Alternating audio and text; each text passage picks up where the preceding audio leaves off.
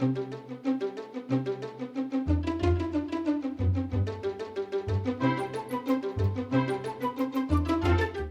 planning to reach net zero carbon emissions by 2050. How do we get there from here? Hello, I'm Anthony Day with a special edition of the Sustainable Futures Report for Friday the 22nd of January. I've put this question to a panel of experts. You'll find a full transcription of our discussion on the Sustainable Futures Report website. I've also added links to a number of articles on the topic.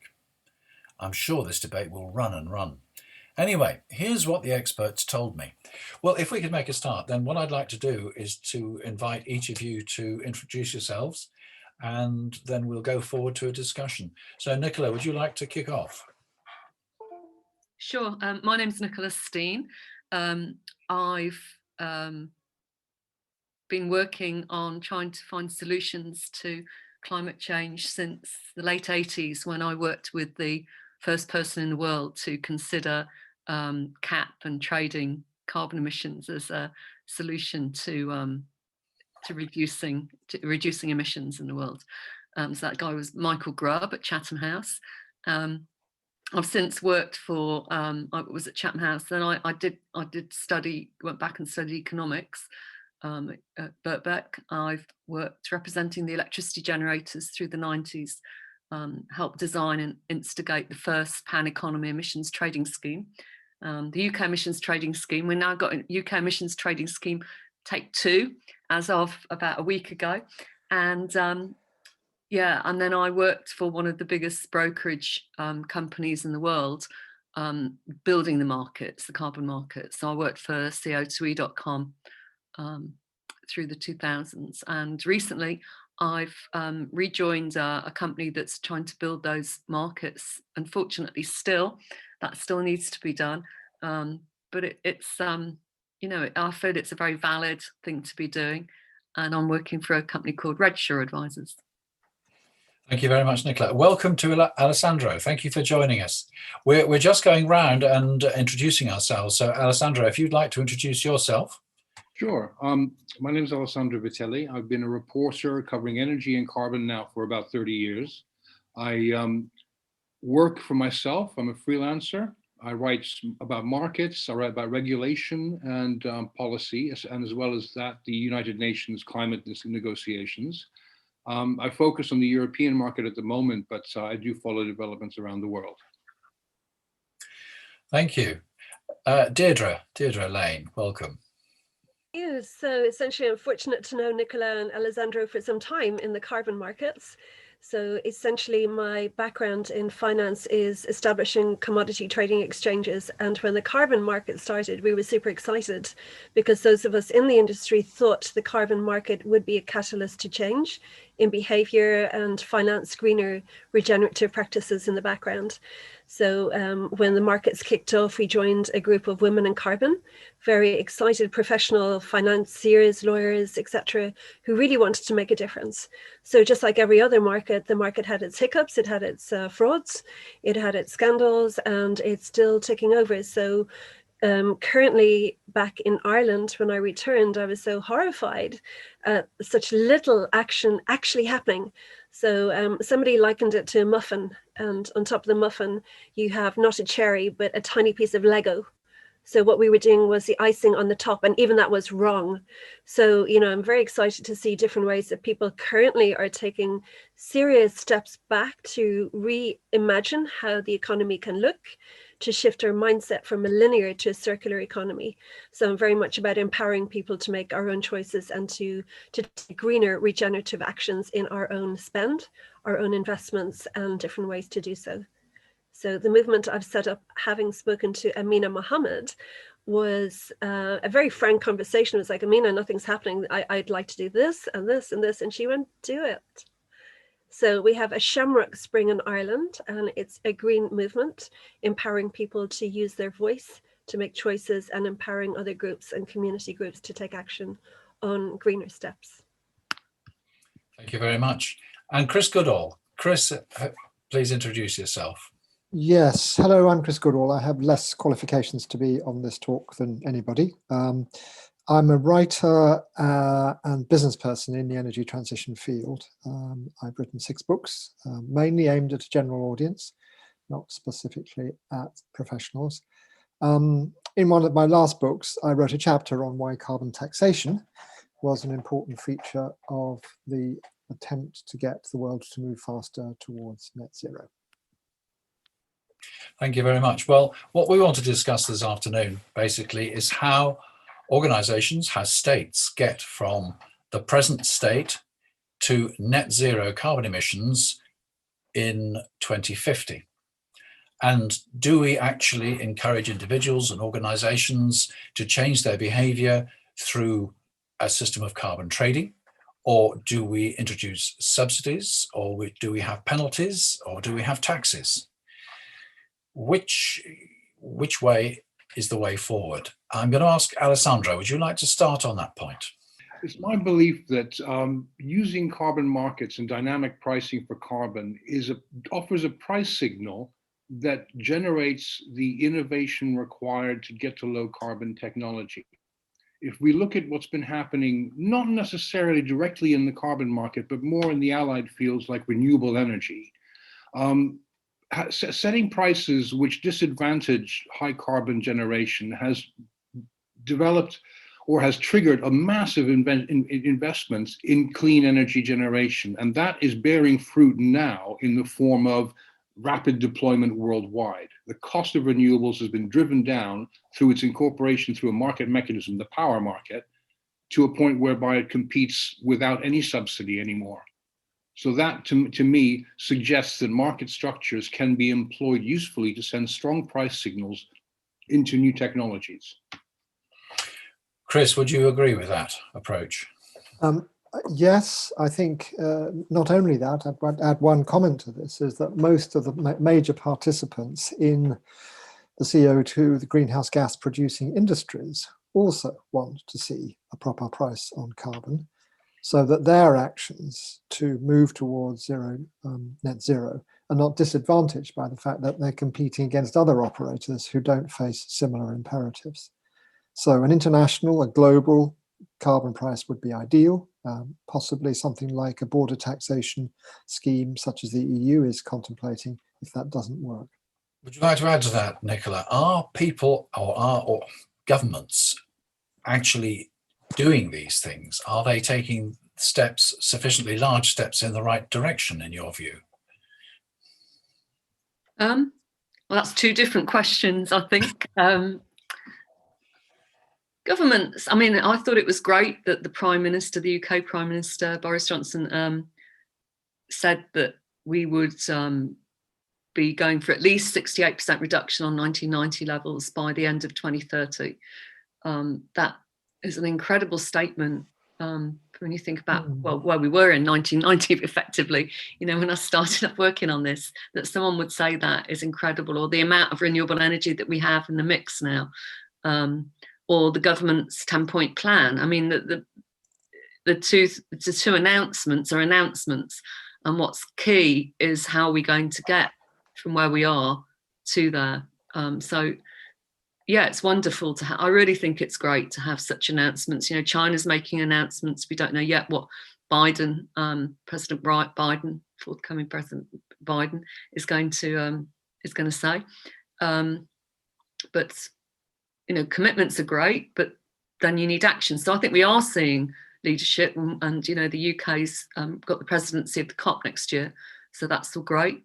And so there's opportunity for making change, but then you've got to get down into the nitty gritty of it all. And I think it's interesting that Chris and Alessandro and I would agree that you know, having a price for carbon is a wonderful thing, in that it's valuing, it's putting them. If we've got markets, we need a price on stuff that we value, and if we value the environment, then putting a price on carbon is a way to help people in effectively a capitalist economy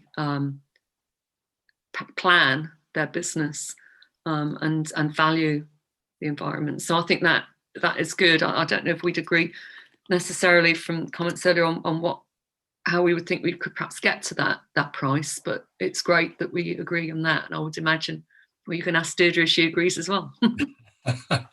Well, before I do that, I just want to take a step back and let's assume that not everybody listening to this is fully aware of how it works. Let me explain how I think it works, and you can tell me.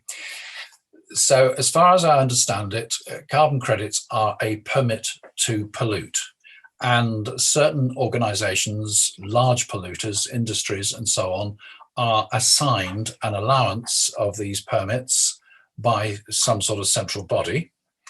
If they're highly efficient and they don't emit an awful lot, then they'll have a surplus of these permits, which they can sell to organisations which need them because their allowance is not enough for what they do. Am I right so far? I think the issue is that you'd be right if you'd use the word allowance all the way through, but you use the word allowance, permit, and credit. Oh. And that's what, so theoretically, that's how it would work if the whole world was capped, but the whole world until now hasn't been capped. It's all about to change. And so we had a cap system in the EU. And so what you described really is about the European emissions trading scheme. And in that situation, effectively governments have devolved sort of in responsibility to hit a certain amount of our national targets to industry. And industry, yes, has had allowances. And then the rest of what you described is correct. Yeah, I don't know if anyone else wants to take over and put in another angle to hear a different voice explaining other parts of the market. Right. Well, Alessandro has been blogging about the new scheme which we're going to have in the UK. Yes. I want to make a point, though, that in your description, you were saying how industry is given permits to pollute. I think if you'd like the ultimate version of an emissions trading market, nobody would be given any permits for free. They would have to buy them. And that would properly and fully internalize the cost of environmental damage into a company's business model. By having to pay to pollute, they then are placing a value on being clean and being zero carbon. And I think that's the direction of travel long term. The EU has already said it's going to lower the free allocation of emissions allowances to industrial companies.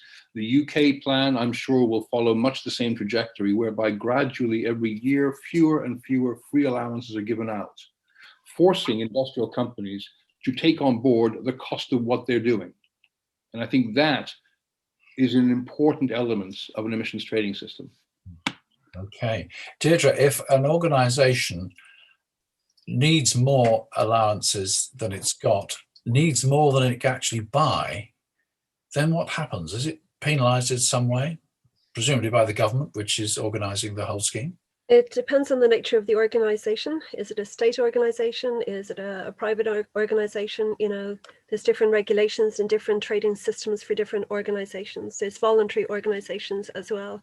But what I really would like to extend on Alessandro's concept is the price of things.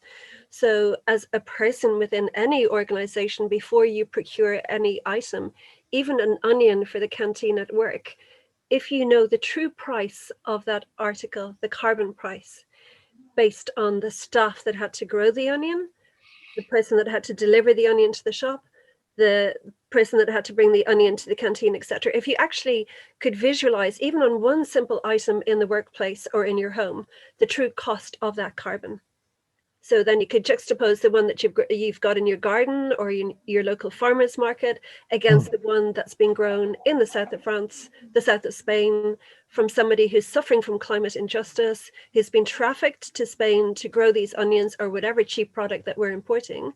So we really need to know the true cost beyond carbon of our spend. So if we can break it down as consumers on an item-to-item basis, but not overload the brain, but just contemplate what is the cost of my action in purchasing even an onion, and then peel back all those layers to get the true price of carbon, of purchasing that one good on the local marketplace versus something that's been flown in from wherever. I think we really need to take stock of not just the organization's role, but our own role in procuring of any item to make sure that it's a truly fair climate justice purchase. Thank you. Well, that's interesting. I'm going to get a plug in for the next episode of the Sustainable Futures Report, because it's an interview which I've just done with a representative from Avery Dennison, the labels company, talking about the smart labels, which tracks a complete life cycle of a product and should incorporate all the things that you were talking about, so that we can actually look, probably by scanning the label, and find what the history of it is and what the carbon footprint actually is. Now, we've been talking about carbon markets and allowances and permits, and we've got to be careful which is which. But Chris, you were saying earlier that you think that taxation is really the way forward. Yes, I'd argue for taxation against any form of allowance, cap and trade based system. I'm sorry, we're talking quite heavy jargon here, and I apologise if I've not completely withstood it, and perhaps the audience doesn't either. But taxation is, I believe in taxation because it is a simpler and less easy to manipulate way of ensuring a proper price on the cost of the things we do.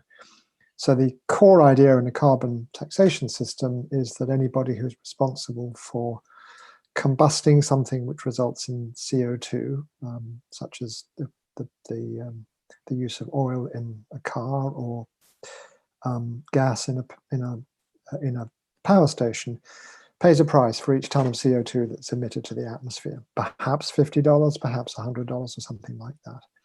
This is simpler. It has many complexities because, of course, greenhouse gas emissions come from things that aren't necessarily the combustion of fuels. For example, the pouring of fertilizer onto soil.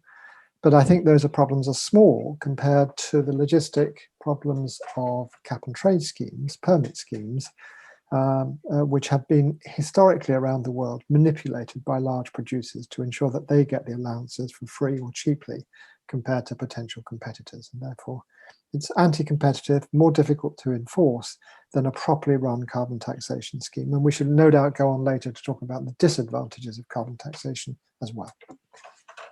Now, who'd like to come back on that? Alessandro. Yes, it occurs to me, though, that the problem, there's a fundamental problem with taxation, in as much as by taxing carbon emissions, you are guaranteeing government revenue, but you're not guaranteeing an environmental outcome. A taxation system doesn't put a cap on emissions and strive to achieve that cap or below it. And the difficulty is that, again, I mean, I think taxation policymaking is simply just as vulnerable to outside interference that Chris was implying, as policymaking in a carbon market would be. Industrial companies could do exactly the same sort of influence peddling among policymakers to say, let's have a little carve out of that tax for my sector or my company or what have you. What we're dealing with fundamentally here is a problem of political will. It's up to the regulators and the politicians behind the regulators to ensure that there is ambition in whatever system is put into place, and to resist the efforts of industrials and other commercial interests to water down that legislation and those regulations. That's a problem we suffer at every level of the environmental challenge, not just locally or nationally when it comes to an ETS, but internationally at the United Nations when they're trying to craft rules for international carbon trading that should have been put into place 3 years ago. So it's an endemic issue. Okay. Would you like to add to that, Nicola? Yeah, I mean, that's one of the key issues for me, is that the money is going to the government. It's not being kept in the market. And the signal, it's very much a stick, you know, it's seen as a punitive measure if you're in industry, if you've got to pay a tax, whereas trading, by giving people an incentive to reduce their emissions and an opportunity to find processes and technologies that reduce emissions and therefore free up allowances to sell, it's more of a carrot, it's an incentivization. So the mindset is different. And to date, you know, there might be flaws, as Alessandro said, in the market, but you know, to date, hundreds and hundreds of millions of pounds has moved to clean technologies around the world, and this incentivized people to make decisions based on clean technology, less emissions. And, you know, I know that myself. I've been involved in many of them. And the other point I would make is what level, how do you know what level to put the tax at to get the desired result? So we're not, as Alessandro pointed out, by having a tax, the result isn't, you don't know for sure. It's not certain at all that you'll hit any particular result, but even trying to hit a result, what level do you put a price, the tax at? How do you decide that? The thing about a cap and trade system is that the cap is the driver, it's the environmental cap, and people work below that cap to meet the environmental goal. And there's no guarantee that the tax raised will actually be put to sustainable purposes or regenerative purposes. Not at all, no. And even if they were hypothecated, as they say, the economic word for it, so they're directed to sustainable products or clean growth, it doesn't mean that you necessarily got the people making the decisions. They're going to be in the hands of the civil servants, not in the market where people on a day-to-day basis are working on renewable energy or, clean investments into buildings or something. Yes. I don't know whether you remember the carbon reduction commitment, which was a British policy some time ago. I was an expert in that field for a while, but that was full of problems because it started off by saying that the most efficient companies would be paid a bonus out of the penalties levied on the least efficient companies. And before it actually was implemented, the Chancellor said, no, we'll take that money and we'll take it back into the Treasury. But it actually got more and more complicated, and eventually the whole thing fell apart, as you may remember. But regardless of what we do, whether we tax or whether we have a carbon market, is there not a risk that we will drive heavily polluting industries, and I'm thinking particularly of steelmaking and cement, that will drive them abroad to places which don't actually regulate emissions, and then we won't have achieved anything? Well, we've already done that to some extent. Yes, absolutely central problem. And that's why the European ideas of putting a carbon border tax on things like, as you say, steel, will have to be taken forward if we cannot get some form of global agreement.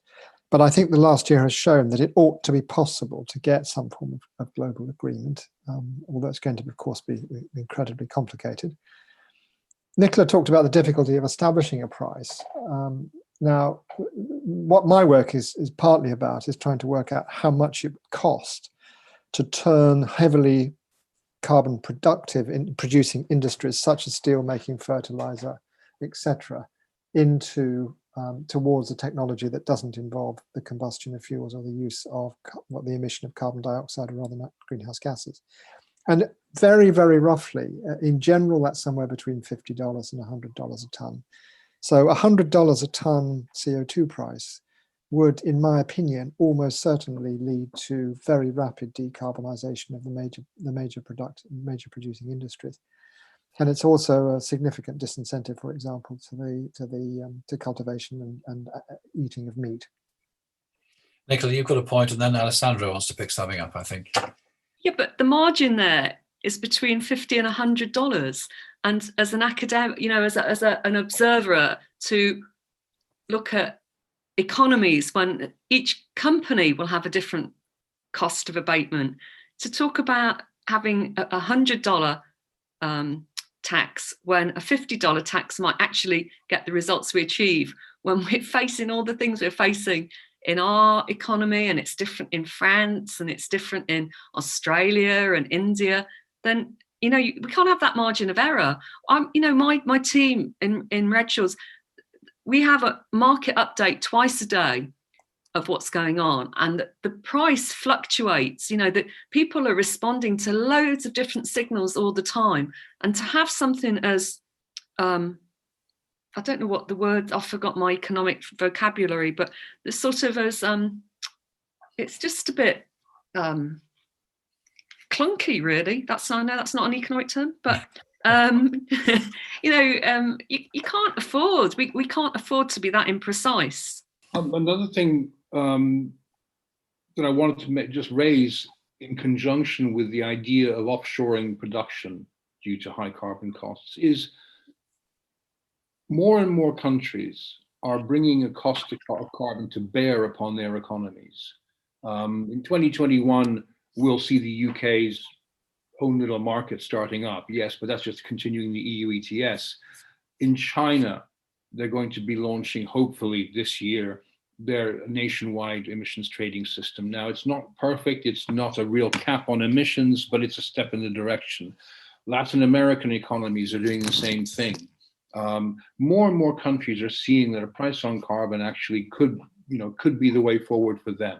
And where those countries are not making that effort, then you have the possibility to introduce a border carbon adjustment mechanism, as Chris has, I think, alluded to. This is where you start forcing your export markets, the markets from which you import, rather, to account for their cost of carbon, and where you attempt to do something to bend down the curve of lifetime product emissions by trying to account for it in the price that you pay or the price that your exporter pays for bringing product into your market. And I think that's an important element of the conversation, because since it's been taken up seriously by the European Union as an option for its Green Deal, the conversation has gone global. And more countries are actually looking at this very seriously and beginning to say, well, how can I avoid having to pay a border carbon adjustment for my exports to the European Union? Well, perhaps we can do that by addressing it ourselves by having a price on carbon here at home. And once that becomes implemented in an exporting country, then the rationale behind a border carbon adjustment just vanishes, as long as the cost is comparable.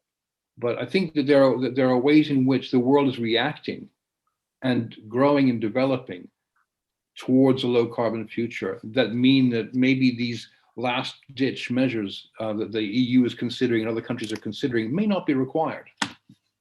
What I'm really appreciating currently is the banker's responsibility in this field. So if you're financing a coal project or insuring a coal project, no matter what country it's in, people are reevaluating the climate risk, the human risk, the climate. It's a minefield for investors to actually know what's the right thing and generate profits and incomes for the just transition that's happening in that country. But I think it's a great shift in impact investment and responsible dollars spent to know exactly where your money's going to go. We know the 1.5 degree raise that we're anticipating, and by investing in a cement factory overseas, you're still opening yourself to that risk as an investor. So it's a challenge, and I think we're in a good place to actually stop the shift of dirty polluting industry elsewhere. Good. This border carbon adjustment, it's a phrase I've not heard of before. Can we just expand on it, explain it for my benefit? Border carbon adjustment system would be a way of measuring the carbon content of products being imported into a jurisdiction, say the EU, and requiring a tariff that corresponds to the market value of the carbon in that product to be paid by the country that is exporting to the EU. So that is a plan. It's not in place at the moment. No, it's not in place now. It's a plan that has been raised and is part of the Green Deal project. It's one of the many pieces of legislation that has been scheduled by the EU for the next few years. So there is a definite intention to bring a border carbon adjustment into place to encourage, I think you might call it, encourage other economies to actively put a price on their carbon or to take steps to reduce carbon. Well, I think we might now draw all this to a close. I'm going to ask each of you for a closing thought, a closing statement. I think overall, the opinion is positive. I know if we look at the climate crisis, there are people who say it's all over, we'll be extinct within 10 years. And, well, I don't subscribe to that view, because I feel if you're that pessimistic, you never get out of bed. But putting all that into a carbon context, what are the future? Chris, would you like to give us some thoughts on that? Well, we've gone through a lot of very complicated issues, and I appreciate that we've not had the chance to discuss some of the difficulties of each of the proposals that might be on the table. I take great heart from the fact that a large number of European fossil fuel emitters are actively looking for a form of carbon pricing. Let's not worry about exactly how it's constructed. in order to justify to their shareholders to make the making of the $1 trillion investments that are going to be needed. And I, speaking personally, believe with all the disadvantages of modern capitalism, we absolutely need to use the financial firepower of the large fossil fuel companies and their major users in order to move to what Deirdre called a just transition. And I think the simplest way of doing that is doing what they say, which is to apply a carbon taxation. We discussed earlier what the right price might be for the carbon tax. I gave this general figure of 50 to 100, and the reason I did that is because it varies by industry. So we would need to know exactly what should apply. It'd be better to have one single price across the economy, but if necessary, we might have to put a different price on ammonia production, where there's a very low carbon tax required, to steel, where it looks as though it might be as high as $80 or $90 at the moment. Thank you. Deirdre, a just transition. We have to open our eyes and see our own bias in this white-faced conversation here and consider the advantages of a British colony in this space, taking all the finance from the coal industry and the Industrial Revolution, and take stock of other countries that are now edging into their own industrial revolutions. So carbon has been very much the backbone of the industry to generate the power in these countries and the wealth of these countries. So we're now 2020, we have the technology, we have the resources, we know the science.